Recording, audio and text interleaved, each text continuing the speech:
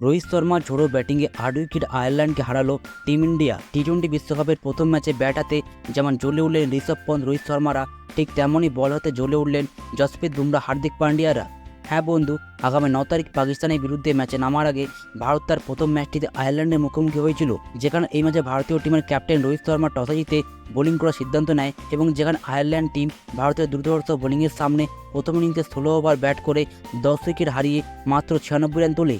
যেখানে ভারতের হয়ে বুমরা ও আর্শদীপ সিং 2টি করে উইকেট, সিরাজ ও অক্ষর প্যাটেল 1টি করে উইকেট এবং হার্দিক পান্ডিয়া 3টি উইকেট তুলে নেয়। আর তার বদলে সেই রানকে তাড়া করতে নেমে আয়ারল্যান্ডের বোলিংয়ের সামনে ভারত মাত্র 12.2 ওভারে 2 উইকেট হারিয়ে ইজিলি ম্যাচটা জিতে যায়। যেখানে বিরাট কোহলি রান করতে না পারলেও ঋষভ পন্থ 36 ও রোহিত শর্মা 37 বলে 52 রান করে ভারতকে ইজিলি ম্যাচ জিতিয়ে দেয়। তো এই ছিল দুর্ধর্ষভাবে শেষ হওয়া ভারত বনাম আয়ারল্যান্ড ম্যাচের সংক্ষিপ্ত হাইলাইটস ও ভিডিও।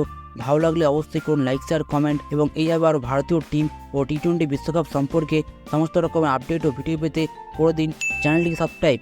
ধন্যবাদ।